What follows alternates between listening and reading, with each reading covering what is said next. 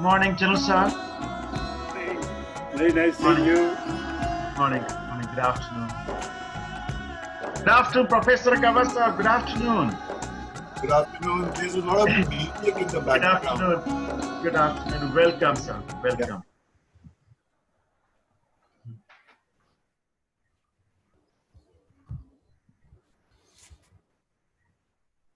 Welcome, Bimiji.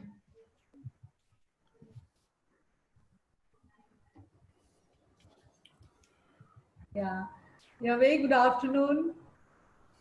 Very good afternoon to everyone. Good to be on board. Good afternoon. Good afternoon. Yeah. Good afternoon, Lieutenant General Ahluwalia, sir. Hello, good afternoon. Welcome.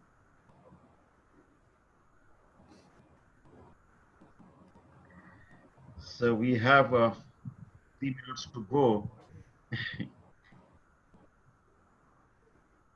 Mr. Ravi Chaudhary, Mr. Chaudhary Saab, good afternoon.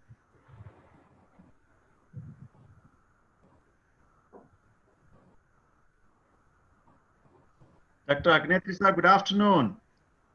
Welcome.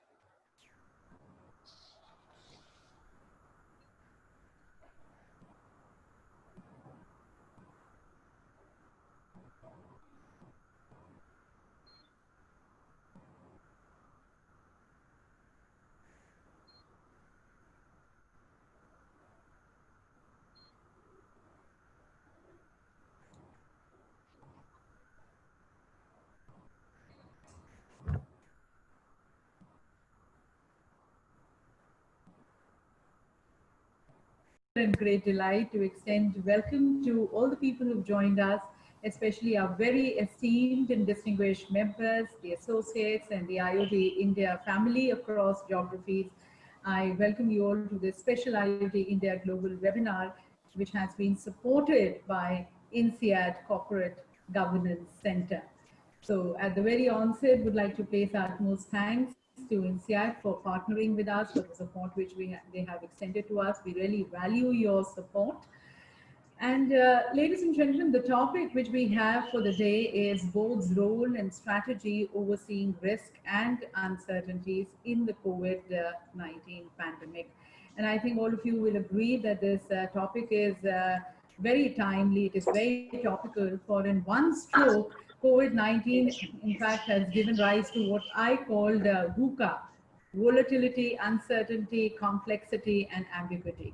What is predictable and what is not? What are some of the possible paths to the end, which we can clearly see from here? I think all of that looks a little hazy now. And the fact of the matter is also that they are so very strongly interlinked with our economic climate, and they're posing a greater challenge to the businesses, to the governments, to the decision makers and the policy makers. So I think a view on these questions can definitely help the businesses to take more informed decisions and in fact separate the much noise from the signals and then incorporate the irreducible uncertainty in their plans and in their strategy. So as we go forward towards that, we are really fortunate and we are very delighted to have Professor Anil Gaba joining us, a leading professor of risk management and a 13-time winner of Outstanding Teacher Award in INSEAD MBA core course, Uncertainty, Data and Judgment. He joins us as a keynote speaker. So very warm welcome to you, Professor Gaba. It's a great delight to have you here with us, joining us on this webinar. Thank you very much for sparing in your valuable time. And we're all looking forward to hearing from you and knowing your views and thoughts and guiding us on how do we manage this conundrum called COVID. But before I request Professor Gaba for his keynote address, if I can request the President of the Institute of Directors India, Lieutenant General J.S. Ahluwalia, who in fact very efficiently and very effectively he is spearheading and he's leading the vision and the mission of the Institute of Directors. May I request you, sir, for your words of welcome. Thank you. Good afternoon, ladies and gentlemen. On behalf of the Institute of Directors, a very special welcome to our honored keynote speaker, Professor Anil Gaba, Professor of Decision Sciences at INSEAD, Singapore, Professor Collins Colson, the renowned global professor and scholar of corporate and board management, independent chair of few top organizations, and author of over 40 books. Also, welcome to the IOD's honored members and special guests at this global webinar. The last IOD Global webinar was held, last week only on 2nd June at about the same time. It was on reshaping board strategy to embrace technology for sustainability. We are happy that even in these dark phase of COVID-19, IOD is able to meet you through such global webinars in about 7 to 10 days gaps to share knowledge and views of global experts on how to navigate through these present troubled waters. Today's theme also addresses board strategy, but focuses on overseeing risk and uncertainties. The coronavirus in India is still moving up phase, and it has already reached the 5th most affected country on the globe today. And we are following the old saying, never waste a crisis. So that is how we are here. The COVID-19 pandemic era has really changed the world forever. As markets fragment, new options and choices come, a new normal is emerging, and sustainability demands focus on over a long-term horizon. As far as the boards are concerned, the boards leading with awareness, vulnerability, empathy are vital to help organizations to weather such crises. The boards need to anticipate, proactivate, and manage changes in companies' strategy and policy to meet the impermanence. To drive and deliver better values, the boards need risk management strategies, determination, and resolve to stay the course to convert each crisis into an opportunity. Boards embrace data-rich technology platforms, facts and insights for decision making, look at problems from multiple vantage points, ability to gather, organize, interpret, and act on data. The analytics will be the defining competitive differentiator. Boards that embrace it will have an edge. The boards need to adopt an explicit risk appetite and execute effective hedging strategies for the same. The board's oversight, understanding, and mitigating of risks in the present complex, volatile, uncertain, and ambiguous business world is vital. Not all boards are able to navigate the uncertainties inherent in the changing risk landscape. The role of directors is becoming complex due to diverse range of factors, disruptive world market, accountability to social media, oversight do result in losses, scandals, failures, and loss of trust with stakeholders. We must build and reinforce a strong risk culture and a risk appetite in the board. The ambiguity requires navigation through fog. IOD has increasingly focused on the board's role to oversee risk management. The key issues of risk management like ERM and cyber risk, etc., are all adequately and practically covered in a very useful guide handbook, which has been prepared by IOD and being uh, sold at the cost of printing through the IOD headquarters or through Amazon. That is the invent. So this is how we are managing this. But risk management, as you know, that the biggest risk in business is not taking a risk. That's a very well-known saying. And the risk does not just reside within your organization. There is a whole world of risk outside your doors. The biggest risk in business and the risk strategies, management strategies, must address the full spectrum of risks. Traditionally, organizations have taken to a rear view mirror approach to risk management, relying on postmortem after a thing is over. Such practices, risk management practice, is largely focused on known risks only. Different risks can't be dealt with separately in silos. The risk management is an interconnected process. Use of analytic helps minimize unpredictability. The network analytic helps diagnose the relative fragility of the supply chain. The supply chains, you see, the risk behind or the risk resilient, supply chains, you will find them are either risk blind or risk resilient. And transparency and flexibility is required to mitigate supply chain disruptions. That is very important.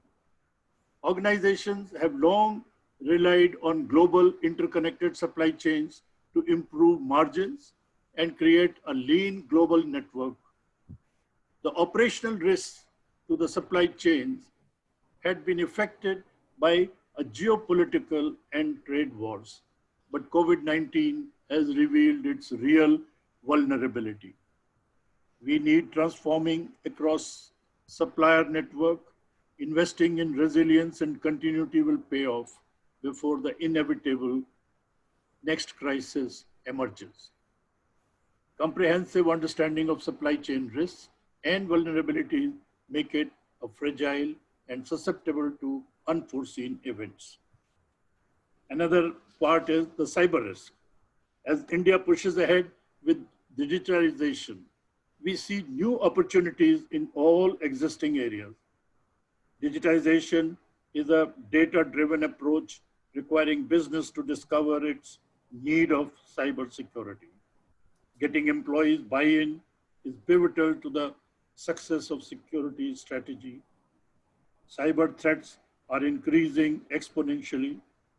Sustained focus on managing cyber risk help responsible bottom line benefits. The cost of responding to cyber attacks has surged up, causing operational disruptions, financial losses, and potential erosion of the company's reputation and risk. Coming to end, our honored partner today is INSEAD Singapore, a commercial institute for training of corporate executives. It is one of the top global management training institutes, matching Harvard. They are expanding their operations in Asia with their headquarters in Singapore. I've had the privilege of visiting this institute twice last year, that is in 2019.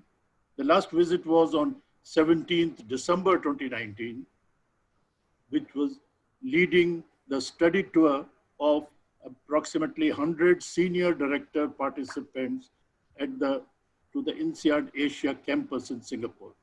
This was part of the IOD's annual Singapore Global Convention, which was held in Singapore from 17th to 19th December 19. It was attended by over 300 participants from over 14 countries and around the globe. Singapore is India's largest foreign direct investor, and as such, we're keen to see how INSEAD is working in Singapore. INSEAD Corporate Governance Center was our host.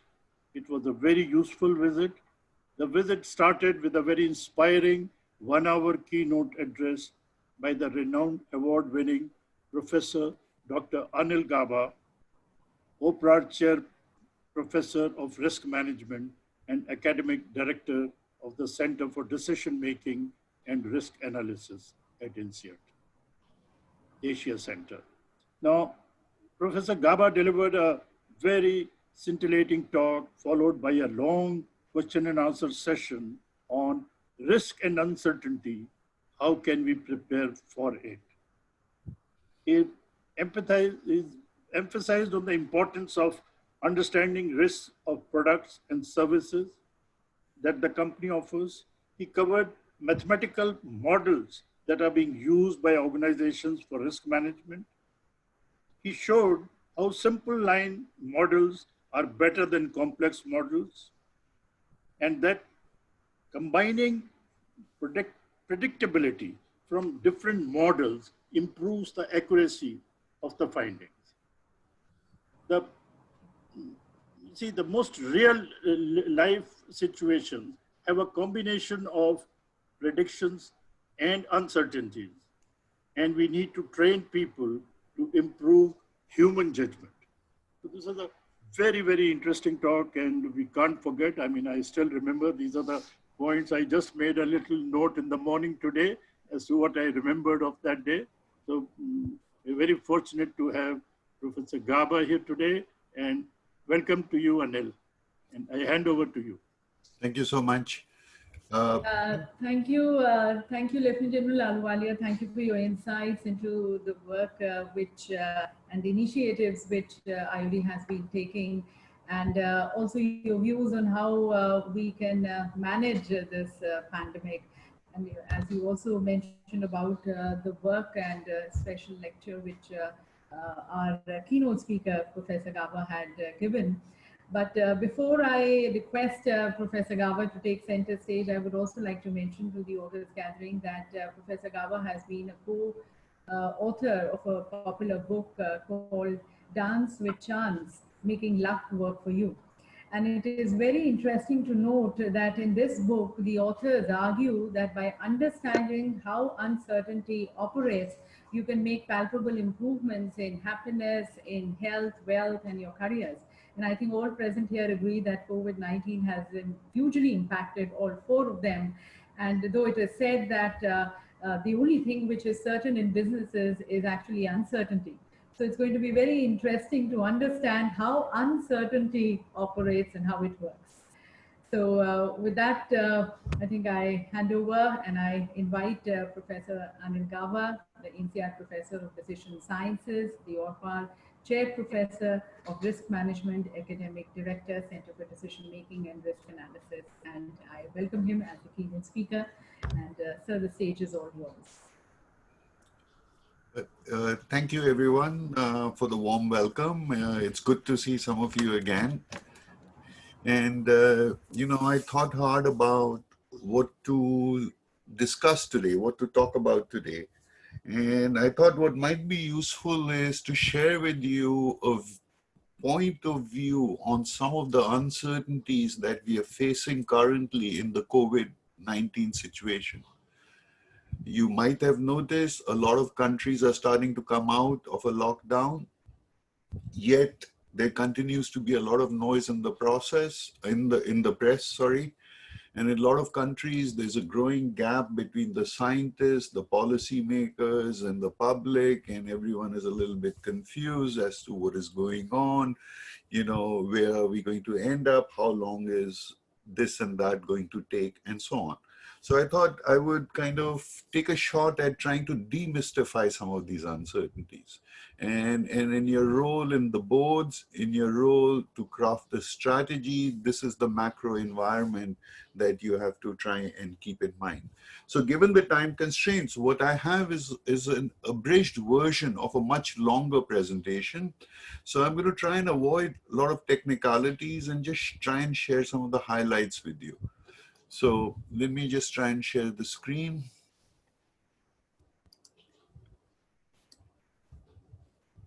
So I think someone has to let me share the screen.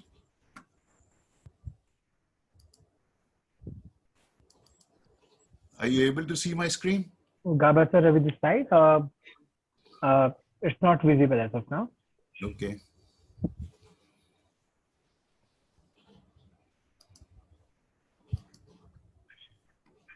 At the bottom center of the screen, there is a button that says share screen.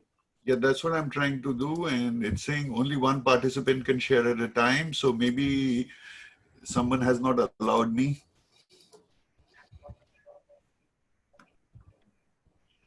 Sir, I would request please try this now. No, it was working earlier. So it's not letting me share. I think someone else is sharing it right now. It's not coming. No, sir, we can only able to see you, sir.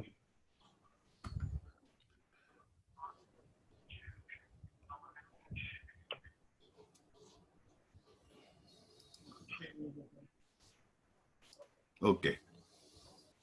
Not visible, sir? Now it's visible. Yes, sir, please. So just please bear with me and let me know what you see. What do you see now? Do you see my notes or do you just see the slides? The perfect, your slide, The sir. slide. Just the See slide. the slide. Very good. So let me start with a simple graph. It just shows you, it's a very recent graph until yesterday or something. It just shows you a sample of countries, you know, the total confirmed COVID-19 cases, and it's on a log scale, meaning what these curves are showing you is the growth rates of the total COVID-19 cases in different countries. So if the curve is upward sloping, that means there is still a positive growth rate. It could be increasing or decreasing. And if the curve is flat, it means growth rate is zero. So notice at the bottom of the graph, Taiwan, New Zealand, Australia, South Korea, basically there's no growth in cases. And then you see Singapore, which basically had an increased rate after about 40 days into the pandemic. This is when they discovered these dormitories of foreign workers where there was a high infection rate, and it seems to be stabilizing now in the sense that the growth rate is going down. And then you have China, where the growth rate has been zero for quite some time. European countries, you know, the growth rate has more or less kind of disappeared. The curve has been flattened. In the US, it's still growing. And then you have India, where you can see the growth rate is actually increasing. And remember, this is the growth rate. So in India right now, currently, what we're going to see is that the number of cases are going to double every 7 to 8 days. Now, here is a similar graph, but now talking about recorded deaths. Now remember, the actual deaths are probably greater than the confirmed deaths because this depends on the testing strategy, the attribution strategy. So for example, in some countries, they report only deaths in hospitals with confirmed cases of COVID-19. There are other countries where they're more liberal in this definition and so on. And again, this is a log scale. It shows the growth rate. Now, note again at the bottom, you have Taiwan, New Zealand, Australia, South Korea, and Singapore curve is just below the New Zealand curve, the green curve, which is, you don't see the label Singapore, but you can see the green curve converging with New Zealand. And again, the growth rate has stabilized in the European countries. It is decreased in the US. I mean, it is still a positive rate, but it has decreased. And at the same time, now you see in India, it's a much steeper curve. That means the growth rate is still kind of going up. Now, here is another example of per capita testing in different countries. Now, note again at the bottom of the curve. Look at Brazil, India, and Taiwan, where the per capita testing has been very low. Also in South Korea, and on the other hand, you have the US, Spain, UK, Singapore, where per capita testing has been very high. Now, why do I have this graph? Just to make actually a very, very simple point. Now, when you see numbers and facts, publications in the press or in other reports or by the governments, what you have to really keep in mind that numbers in this context are not some kind of unconditional facts or truths. They're all conditional on choices and knowledge gaps. What do I mean? The data collection, remember, is very different in every country. So it's not as if each country is filling in some common spreadsheet. So the data collection is very, very different. How they attribute deaths is very different. You know, do they kind of report each and every case? Again, that varies by country. The testing strategy is very different in the countries. The virus contagion, which is which depends on the comorbid conditions, the healthcare infrastructure is very different across countries. So, for example, obesity, hypertension, diabetes are very, very strongly correlated with kind of risk factors related to this virus, and hence you will see different numbers and so on. And also the preventive measures taken in countries are very, very different. Why am I pointing this out? It shows you that you might have the most sophisticated data analysis techniques available. You might have some of the most sophisticated models, but the same issue implies garbage in, garbage out, in the sense that we have to be very, very careful about how we interpret these numbers. There are a lot of nuances involved, and this has been the primary difficulties with the health authorities to actually figure out what exactly is the mortality rate with this virus. In other words, if you're in India as opposed to Germany, what is your risk of infection, and then what is your risk of death from infection? This has become a very, very complex task, and we still don't know much about it, mainly because the data collection has not been uniform, and the numbers we see are completely conditional on choices and so on. Hence, you see efforts of this type. So this is just a small sample of a study done by the economists, which looked at what they call total excess deaths. So for example, in the UK, if you want to calculate what are the excess deaths during the month of May 2020, what they do is they look at the average number of deaths during the month of May over the past 5 years, and they compare that with the number of deaths that they have observed in totality in May of 2020. And then they see that in May of 2020, the number of deaths has been much more than what they typically observe in the month of May. And this is the idea of total excess deaths. And then you can see in the rightmost column, the total excess deaths are uniformly much higher than the reported COVID-19 deaths. So this is just to give you an example of the kind of effort going on by researchers to try and understand what exactly is going on, what is the mortality rate, what is the infection rate, where are the countries heading, are they bending the curve, and so on. And it has been a very, very complex task. So despite having access to machine learning algorithms, AI techniques, all kinds of sophisticated statistical models, you know, at the core, we still face the serious issue of how to interpret the numbers, what to input into our models, and so on. Now, let me avoid the technicalities of how do you estimate infection rate, mortality rate, death rate, and so on. It's a complex task. I've just given you an example. Let me go back to the headlines in mid-March. That's when many countries actually sprung into action, when there was a growing call to action, especially in the US, after watching what had happened in Wuhan, what was happening in Italy, what was happening in France and New York, and so on. So in mid-March, CDC estimated that if you do not do anything in the US, if you don't take any measures, you're likely to see anywhere from 200,000 to 1.7 million deaths in the United States. Note the very, very wide range. And again, this wide range was because of the difficulty of estimating what was going on, given that the data reporting and the data collection technique, testing strategy, preventive measures had been very, very different in different countries. At the same time, there was a very influential paper which came out of Imperial College in London, which estimated for the United States that if you don't do anything, you're likely to see around 2.2 million deaths. And this swung governments into actions, and they considered a number of different propositions in terms of what they should do. So there was a proposition of herd immunity. The idea was let's let the virus run wild. Most people will not die. And as soon as 60 to 80% of the population gets infected, they will build some natural immunity, and hence any further spread will stop. Now, the problem with this was that the number of deaths that could potentially result from following this strategy the estimates were extremely high.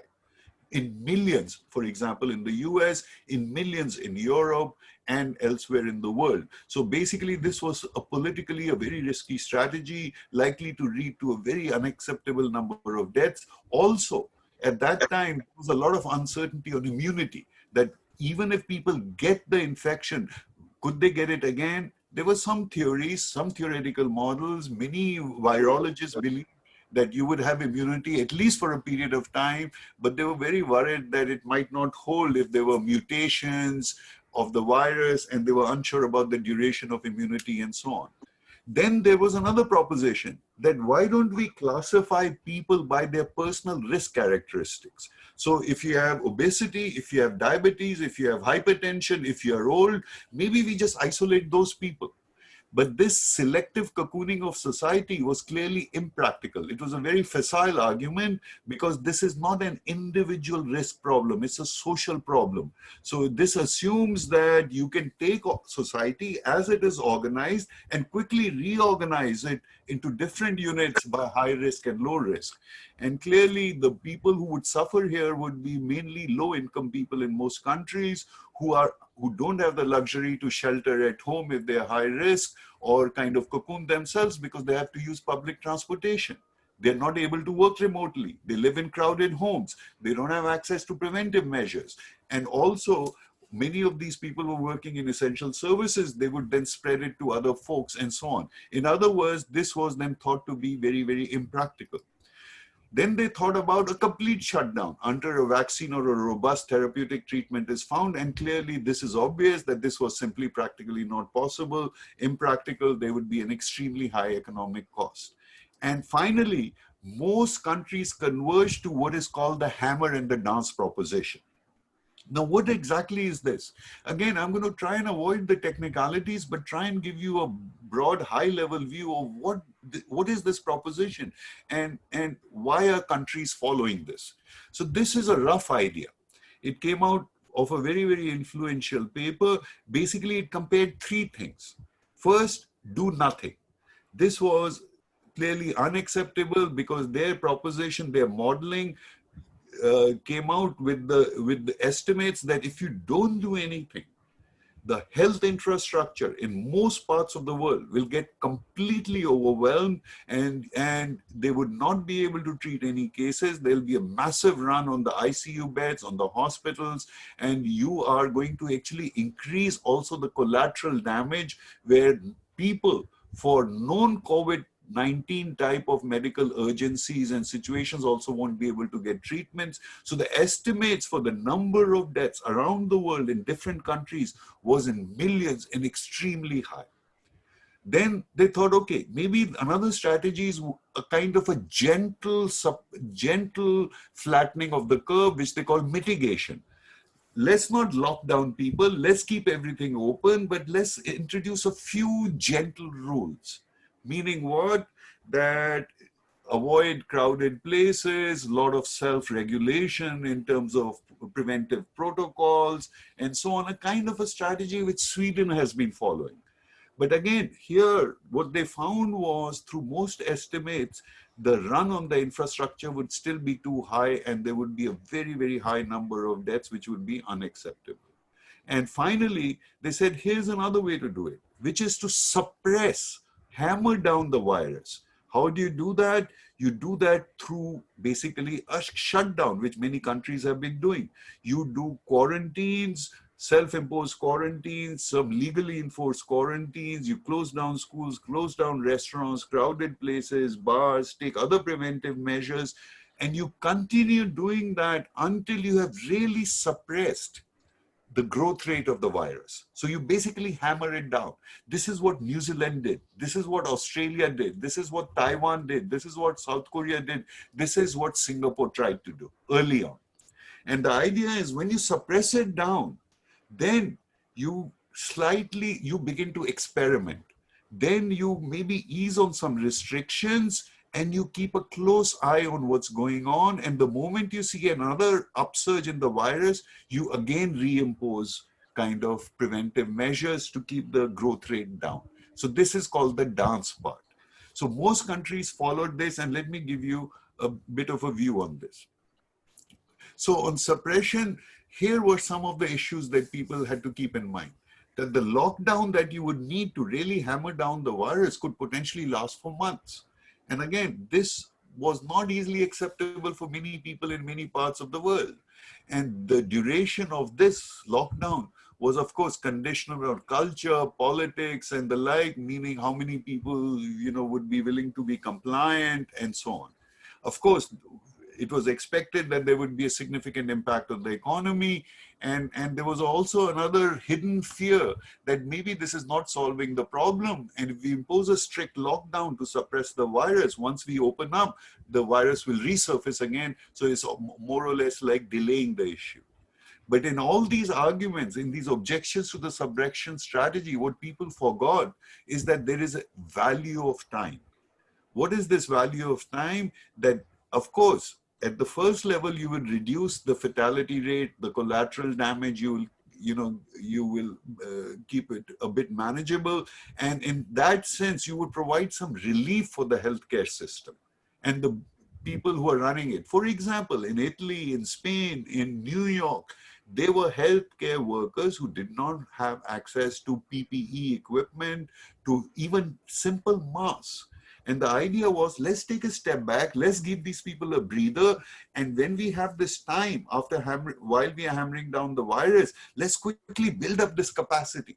Let's build up the inventory stockpile of PPE, of masks, ICU units, and simultaneously let's develop these testing, tracing, quarantine kind of capacity. And we will also have time to do some R&D where we can potentially learn a little bit more about how to treat this virus. We can save through that, and we'll understand some of the costs and benefits of different strategies. So there was this huge value of time, which basically led many countries to adopt this hammer and a dance kind of an approach.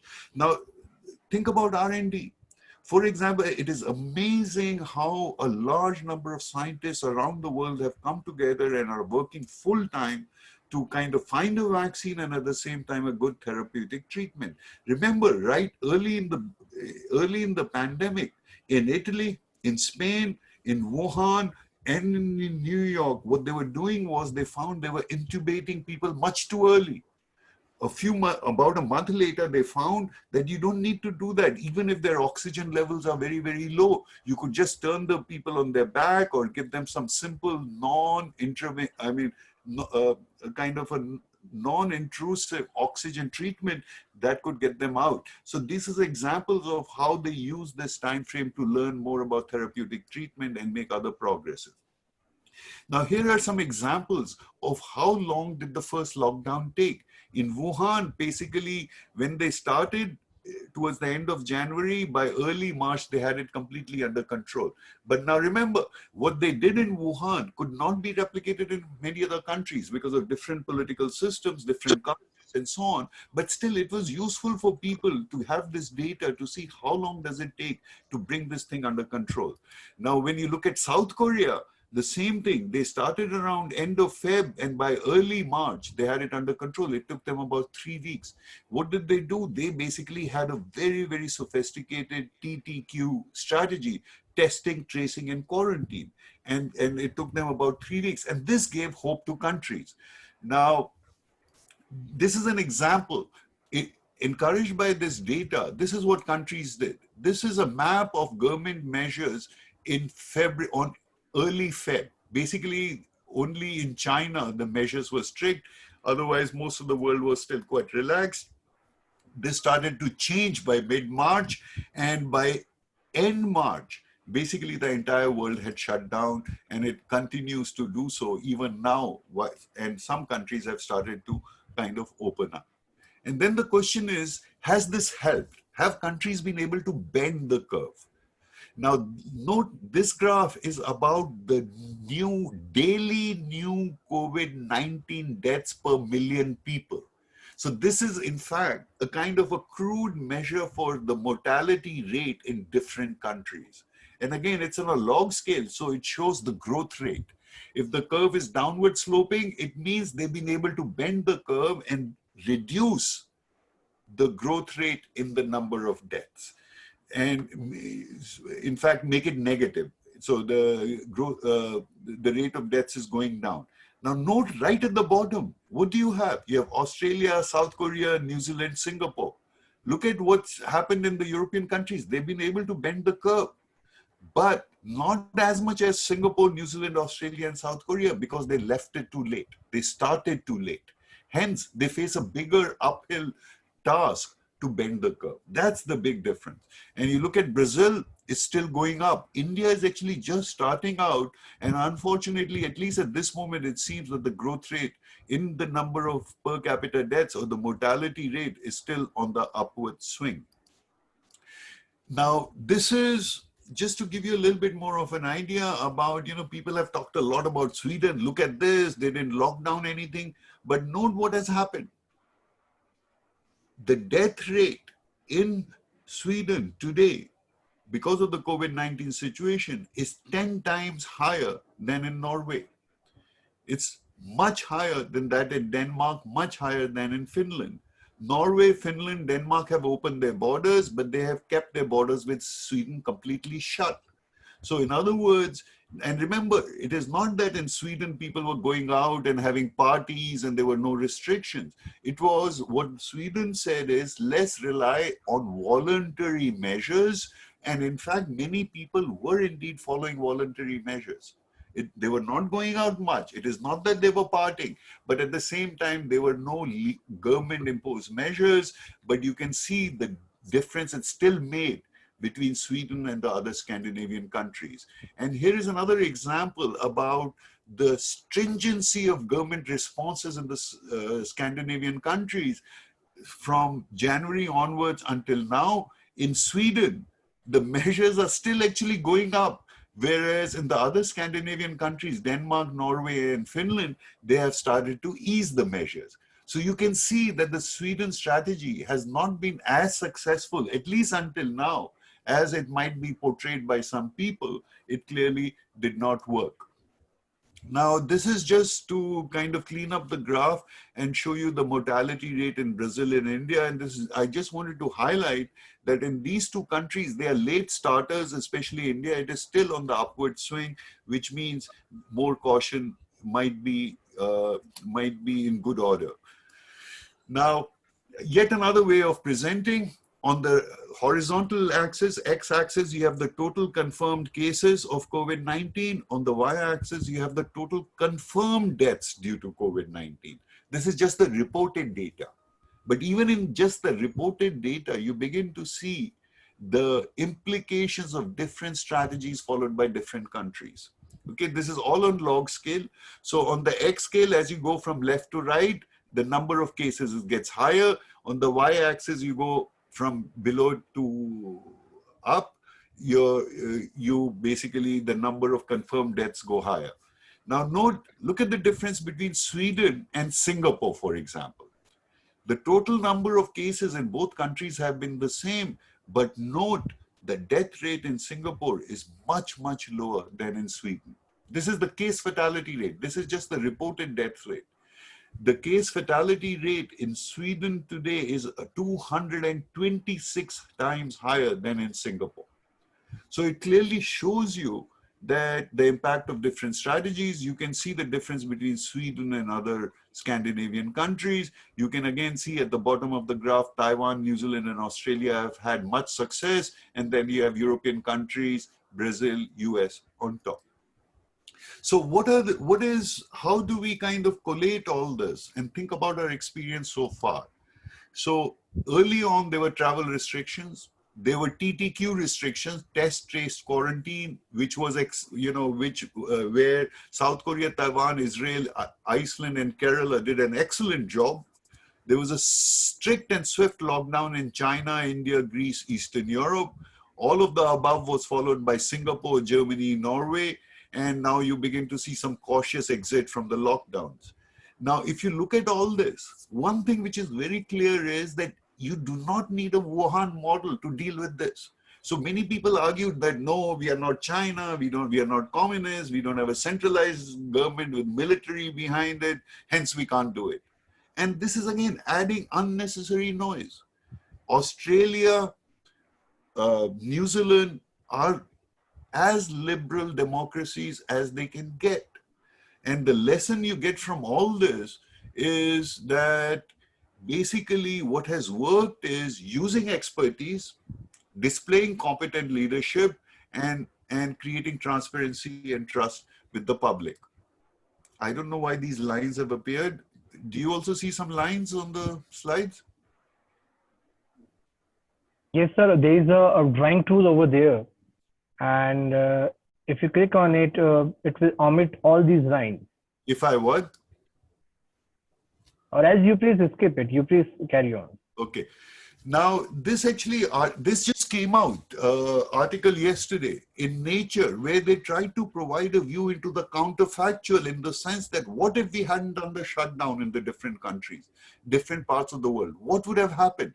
Because right now, many people also say that, look, it's not so serious. The number of deaths is much lower than they were saying. What they forget is the growth rate in the infection in the infections, the growth rate in the deaths, the total number of deaths, total number of infections, what they see today is conditional on some of the choices different countries made. So an article came out where some of the epidemiologists argues that in 11 European countries, if they hadn't done what they did, there would have been 3 million deaths today, more than what they have seen. A similar group made a calculation that there would have been 500 million more infections in 6 countries if these confinements had not been put in place and so on. So this is to provide some visibility into the counterfactuals for the public so they don't think that all this was an overreaction. Now, what is going on now? Where do we go from here? Basically, here is the view. You have a lockdown, you have to then do a cautious exit. And what is that exit? Basically, that can be adapted to the cultural and the political context of a country. You don't have to be like China. New Zealand did it. South Korea did it. Singapore did it. Italy did it in a different way. They started too late, but they managed to do it. Spain did it in a different way. Germany did it in a different way. So what you have to do is, within your culture and political context, you have to experiment. Where people are likely to be compliant, what measures to put in place, and you have to keep on dancing and while keeping this growth rate in the infections low, below what they call an effective transmission rate of 1. Now, you have to keep on doing this dance until there is a vaccine or a cure. That's uncertain, and the optimistic range is 12 months, but at the same time, there's a lot of confidence, and I don't think and I think it's well-founded confidence given the amount of research and the collaborations going on. It's almost sure that they will find a vaccination.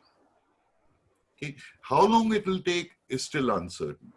For HIV, they could not find a vaccination because with HIV, people do not produce the kind of reactive antibodies that people produce with coronavirus. So they will find a vaccine. It's just that how long it will take is uncertain. And most estimates, optimistic estimates, are 12 to 18 months. Herd immunity is not really acceptable in many places. And, you know, we can't just sit down and wait for a miracle, like in the case of a SARS, which just disappeared. Sorry. And so on. So basically, this dance will continue until there's a vaccine or a cure. Now, what to do meanwhile? This is a question people asking. What do we do? Here's a nice photograph I found from India. The social distancing, you can see. I found this quite illuminating. Here is freedom and liberty, American style. Look at them. They're protesting with guns. You can't do this. It's all about freedom, blah, blah, blah, and so on. So in other words, there is a demand for precise predictions. People want to know where are we going. And this once again points to our susceptibility of illusion of control, where people find it hard to accept uncertainty, even though it might be irreducible. Now, I just want to point out, in ancient times, basically the gods were thought to communicate with the humans, and oracles and prophets were designated to provide answers on demand. And I think the town of Delphi was actually one of the most profitable startups. Someone would go there with a question, and the high priestess would basically get high on gas and then pretend to get some cryptic wisdom from the gods, which would be translated by someone else into kind of understandable responses. And today we're doing exactly the same. We think just because we have machine learning, we have AI, we can, completely eliminate uncertainty and we can get precise answers to what is going to happen. And it is simply not possible. Not because we are stupid, not because we are not trying, but because there is a lot of irreducible uncertainty. We don't really understand still many of the things that are going on, and we have to learn to face this. Here are some lessons from the history also. Now, there was a first wave, then people began to relax, and there was a much more disastrous second wave, and there was also a third wave. To give some more specific examples of experiences through different strategies, there was Philadelphia, which basically waited too long before taking any measures, and hence it led to a very, very high number of deaths. San Francisco started in time, but they relaxed the measures too soon, and hence there was a second wave. And here was New York, which actually started early, kept the measures in place for a while, and they prevented a second wave. And St. Louis again, which started well, but opened up too early and led to a second wave. So you can see it's not just our experience so far, but also lessons from history point to the same kind of provide evidence in favor of this hammer and a dance kind of a proposition. Here's another comparison. I'll actually let me skip through this in the interest of time and leave more time for questions. Now, I want to make a few comments about the economic crisis around here. How is it different? Now, what you have to keep in mind is that this was a crisis which started with a health shock, and the humanitarian crisis resulting from the health issue has led to an economic crisis. Also, it is global, it's not local, and it's sequential, it's not simultaneous. And what is very interesting is the false dichotomy put forward by many people in this context. So what many people have been saying, oh, look at the economic costs, and you can't lock down because the economy will be a disaster and so on. This is a false dichotomy because there is near unanimity among all economists that this is not an economic issue, it's mainly a health issue. In other words, unless you solve the health issue, you will not solve the economic problem. Because if we don't have a cautious exit, if we come to a second wave, once again we have to go into a lockdown, once again the economy will suffer.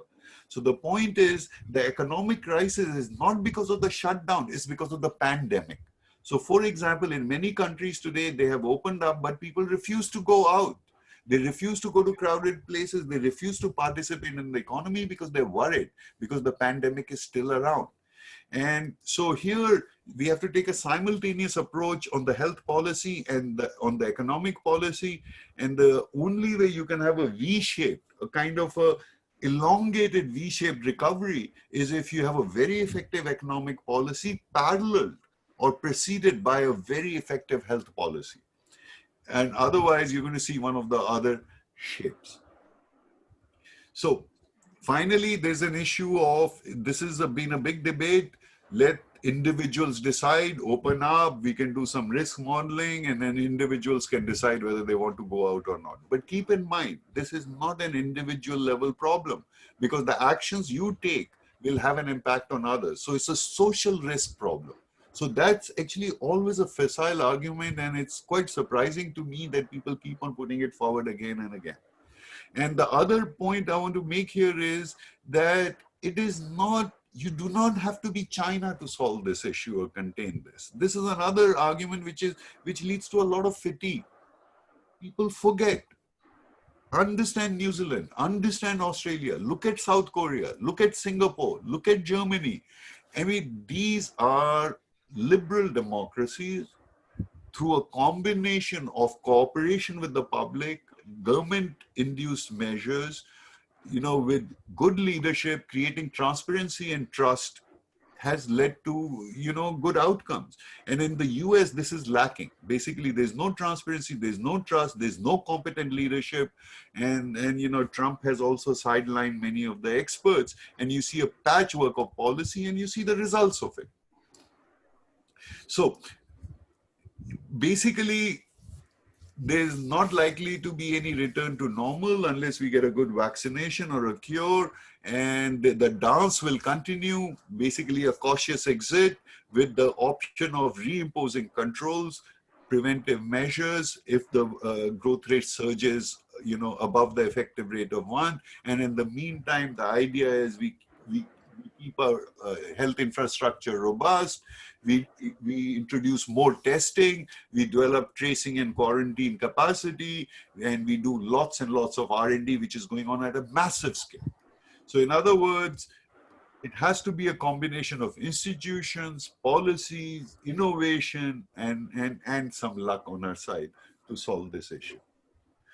So I'll stop here in the interest of time and give you a chance to also ask questions. Like I said, this is an abridged version of a much longer kind of analysis, but of course I didn't want to get into all the technical details and get into some of the technical issues behind antibody tests. Why is it hard to calculate the infection rate, mortality rate? Those are more for the data people.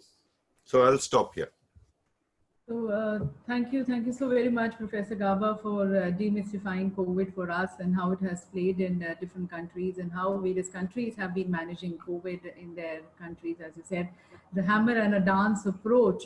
So it's been quite a learning and experimentation for mankind. But as you said, that this dance with uncertainty will continue till the vaccine is available. And you also shared your views on how we can handle it meanwhile. So thank you for your views, thoughts, really appreciate. And we'll now move to the Q&A session. There are not many people who've joined us. There's over 500 plus guests we have. And from various countries, we are from Singapore, UAE, Maldives, Australia, New Zealand, Nepal, Europe, and Africa, and of course, India. So as we move to the Q&A session, I would like to now request Professor Colin Coulson-Thomas, the President of the Institute of Management Services, UK. He's also our Director General of UK and Europe Operations Institute of Directors, India, and the Chairman, Audit and Risk Committee, United Learning UK. He, ladies and gentlemen, has advised over 100 boards in over 40 countries, and currently he holds a portfolio of leadership roles. So I welcome on board Professor Colin, and I now request him to please moderate the Q&A session. Yes, good afternoon, everyone, and thank you, Anil, for that very insightful and concise overview of the COVID-19 pandemic. The questions that we've been getting, of course, as to be expected, relate to the implications of what you have been saying for directors and boards, and particularly in terms of their role, their function going forward, how they operate, whether or not they can plan. So if I go through and try and group them into categories, firstly, in terms of providing risk oversight and risk management, on top of the uncertainty of the pandemic, there's the uncertainty, the problem of the predictability and the uncertainty over the timing of government responses. So given this world in which directors and boards are now operating, how can they provide risk oversight? So here is a very simple, a bit of a stylistic answer, but I think but it makes the point. Imagine you're sitting on a board. The management comes to you with a budget for next year and perhaps a 5-year plan. Now, what is the implication of what you've heard on that? Basically, the estimates you're going to get okay, are going to be much too overconfident. So the range of possibilities, okay, or in other words, the forecast that you see will be much too precise and will represent spurious accuracy. So on the revenue side, the range of possibility is going to be very high. Why? Because we don't know. So it appears that countries are opening up, economic activity is on the upswing, hence things will begin to get more stable. And that is actually a fallacy and would be spurious accuracy and false overconfidence. Let me give you a simple example. The unemployment report that came out, for example, in the United States, showed that the US had actually generated 2.5 million jobs instead of increasing unemployment. And what happened in the markets? They reacted very positively and markets went up through the roof. Now, the problem there is the Bureau of Labor Statistics pointed out that we have to be mindful. The data collection in this climate is very, very hard, and there could be a misclassification error where we classified a lot of people as employed, whereas they should be unemployed.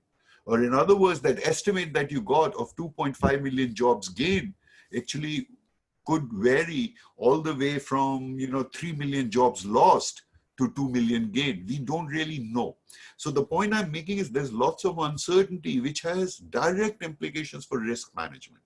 So as a board, it is your duty actually to push management, to question all these estimates that will be put in front of you there. And I can almost guarantee you, in most situations, you're going to see a very, very high degree of overconfidence. The numbers would be much tighter than they ought to be. So the possibility, the buffers, agility, contingency plannings, this is very, very important, and getting a clarification on the assumptions behind the numbers in terms of the scenarios and their judgments about the likelihood of the scenario. And if you initiate a dialogue of this kind, you will invariably end up with a better budget and a better risk management plan. So this is a stylistic answer just to make the point of where the uncertainty lies and what would be the challenges for the board. Yes, and in terms of how boards operate, to achieve that flexibility and agility, and if you can't really have a corporate planning session of the board and then agree your future plan and then sit back and monitor it for the next 12 months. Instead of that, you have to intelligently steer through a changing situation. Then what are the implications of that for how the board operates in terms of how often it meets, the sort of information it gets? Do they need information changing all the time, different models? That's a very good point. And, it depends. It is a little bit, not entirely, but a little bit conditional on the working relationship between the management and the board and the transparency and the trust. But one thing is clear, that you would have to put in an extra effort, for example, have more frequent meetings. So for example, as opposed to 3 times a year, at a minimum, at least 6 to 7 times in the next 12 months, if not more. So this, I'd say, would be conditional a little bit, like I said, on the working relationship between the board and the management and the transparency and the trust, but undoubtedly the frequency should be higher. That's a clear implication of this, as is happening around the globe with different boards. And in terms of the center that you direct for decision making, yes. Thinking about the implications of this for how boards now take decisions in a crisis situation, what are the implications? Should fewer people be involved? Should different people be involved? Do we need to rethink the distinction between what the directors do and what the managers do? Should key stakeholders be consulted, if there are quite stark options with significant consequences? Like, what are the consequences for board decision making? So you see, at some of the answers behind better decision making actually do not change because of the COVID situation. What is that? Basically, diversity and inclusiveness, which we've talked about in many sessions. This is a key concept behind any good, robust group decision making. By diversity, what do I mean? By diversity, I don't mean the politically correct, ticking the box kind of a thing that people look different. It's more about you people who have different windows into the world, who are independent in their thinking and not correlated. So let me give you an example, again, a stylistic example just to make this point clear. We might look at an institution in the United States which is led by a group where is a white male, a Latino woman, an African-American man, and an Asian woman. And we look at them and we say, whoa, look at them, such a diverse group. But this entire group might have come from the University of Chicago Economic School. So they're not actually diverse because they're very correlated in their thinking. So the point is, I want to make clear what I mean by diversity: independence of thought, different windows into the world. That is key. Then is the role of the leader, for example, the chair of the board, to how to create an inclusive process, because diversity is necessary but not sufficient. You have to find a way to leverage it through a good process. So it's the role of the chair of the board to create an inclusive process to kind of mitigate it for, hidden agendas, power politics, and create a good constructive environment for leveraging that diversity, that independence of thought. So these key concepts for good group decision making hold independent of the COVID-19 situation. Okay, and I don't think the COVID-19 situation will necessarily reformulate the role of the board and the management. It's just that you just need a greater effort to work together. So, which, for example, a simple translation would that be, more frequency and so on. Sorry, did I answer your question? Have I missed any part of it? Yeah, it's a question of, I'm thinking about the reality of someone who is a chief executive and thinking, well, who should I speak to? Who can I rely upon to give balanced advice? Or the chairman of a board, thinking about how their board is reacting, how it could be more agile. And a question of, because in the short term, you've inherited from a pre-crisis situation, a group of people on the board, okay, and it may have been fine, everyone is quite happy, but all of a sudden, we're in this new world, and some people disappear, and other people come to the fore. And some people Excellent. I understand. What advice do you give? Because we have listening, many of our participants will be chairs of boards, and they'll be facing this situation. Let me draw an analogy. So if you look at Germany, what is interesting is Angela Merkel, she has surrounded herself with a new group of people. Okay, so this is the analogy I'm drawing. And who's in this group of people? It's virologists, epidemiologists, but also sociologists, economists. And so people who are looking at the world from very, very different windows. And she's listening to each one of them and kind of trying to then make the trade-offs. At least this way, she gets all the risks and the uncertainties are highlighted in a more unambiguous manner. So and you contrast this, for example, with President Trump, who has a tendency to surround himself only with experts who will confirm the preferences and the opinions that he already has. You see, this is the analogy I would draw.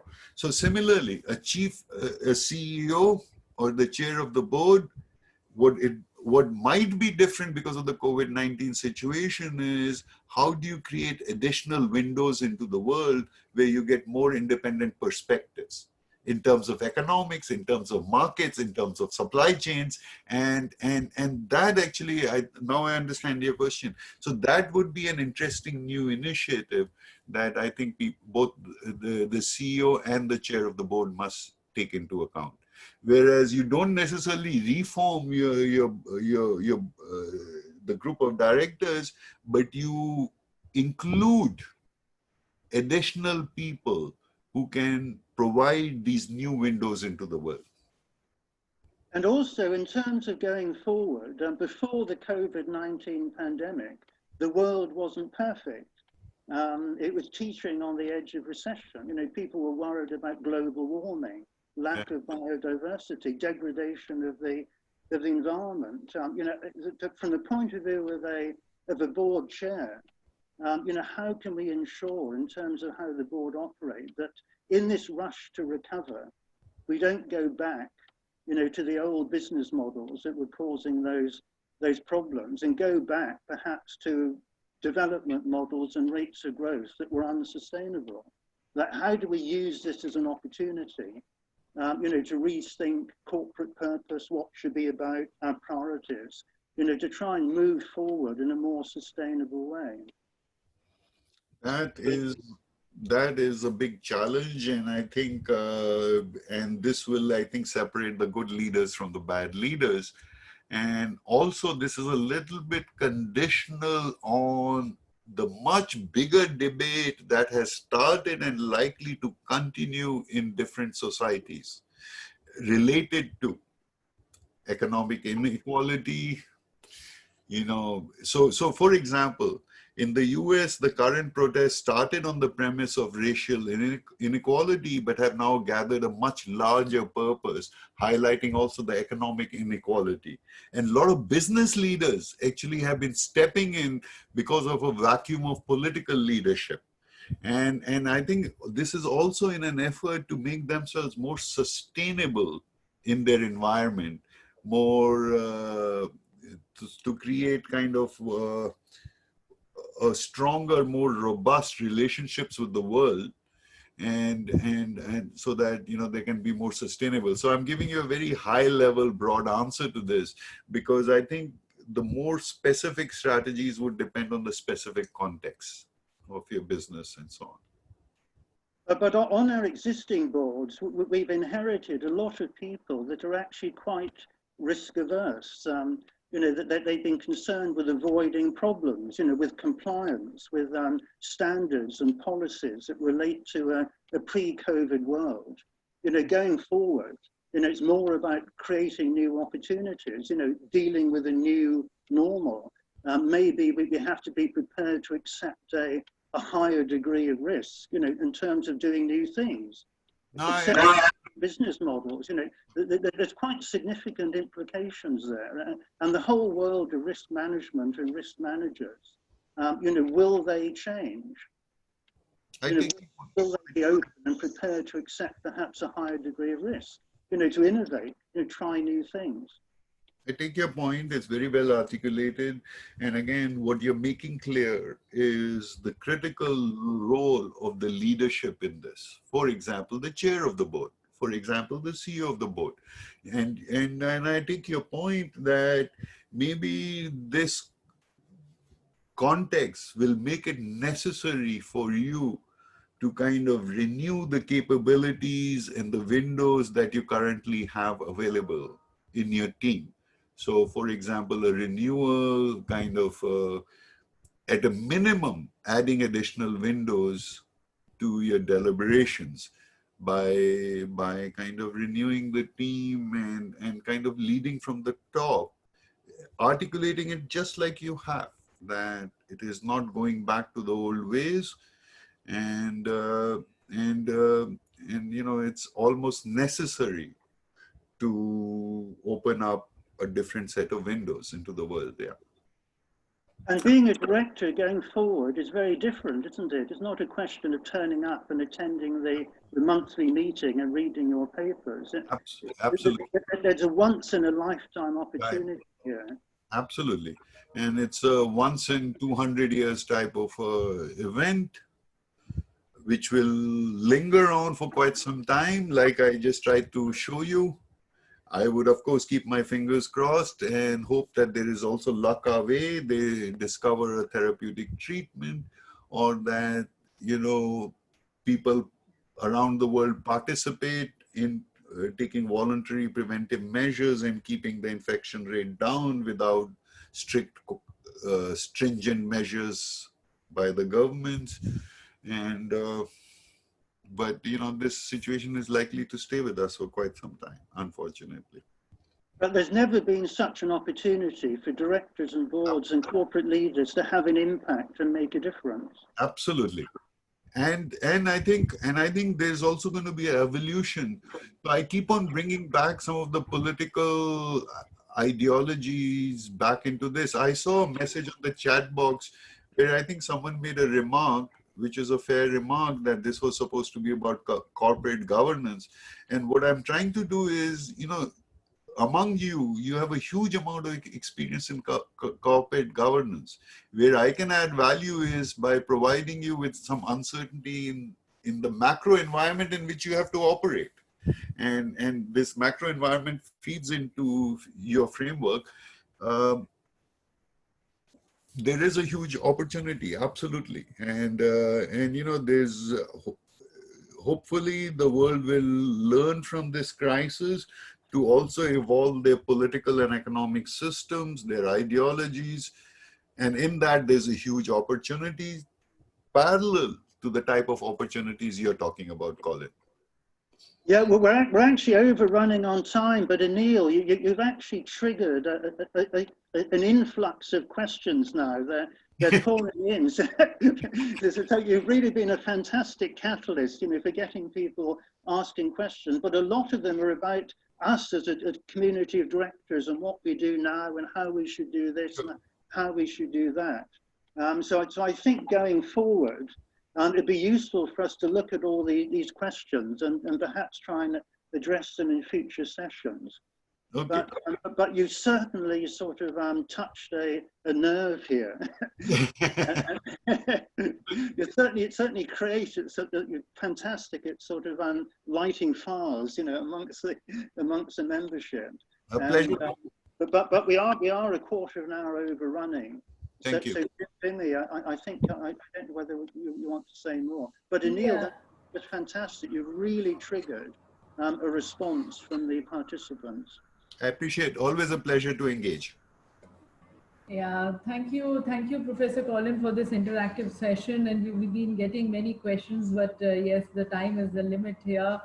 But thank you to all our viewers also for sharing your questions. Thank you very much to Professor IODGLOBAL once again.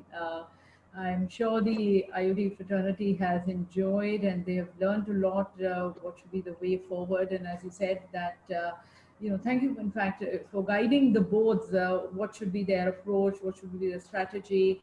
As you said, that the agility of the response is required, contingency plan should be ready, there should be more often meetings, and we have to look and analyze from all angles, and also further building transparency and trust. And this is actually an opportunity in this crisis. There's an opportunity for all of us to make a difference.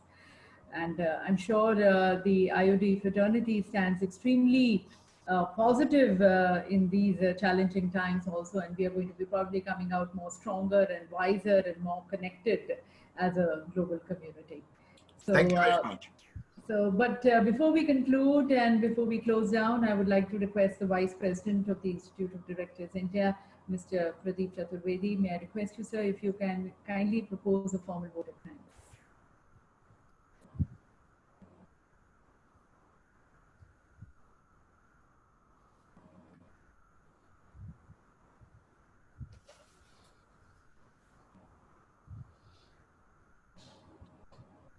Okay, I think he's coming with, and yes, you sir, please. highlighted how we could expect a certain change, but the things are not going to change a great deal.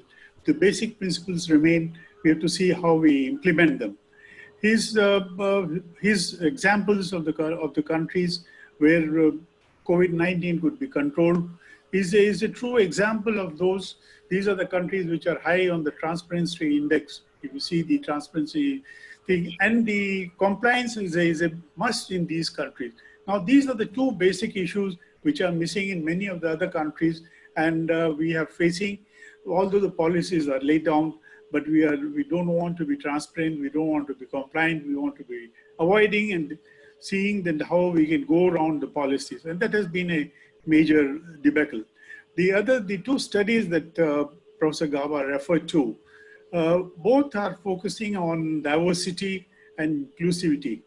And the examples of he gave of Angela Merkel and Trump, but then we also find similar examples with Trudeau, with Macron and all.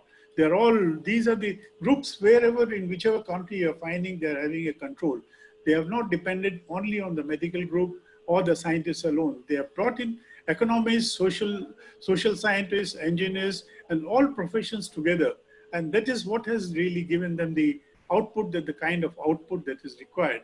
Because one of the reasons is, I mean, when this group has come in, the analytical capacities of the group also have really developed, and to find out as to where we are going, to help governments to take the policy decision has been a great job. 100 years back when we had the Spanish flu, that time the information system, the information transmission, or the analytics and all were not so well ingrained. But now in the present scenario, although we had the backdrop of the Spanish flu, but we also knew how these statistics are emerging and diverse views are also existing. But then I'm glad that Professor Gawa gave us an overview on how the economy will grow with the safer, and that safety and hygiene and health are the major concern, whether it's for the social development or for the economic development. And I'm sure that the future growth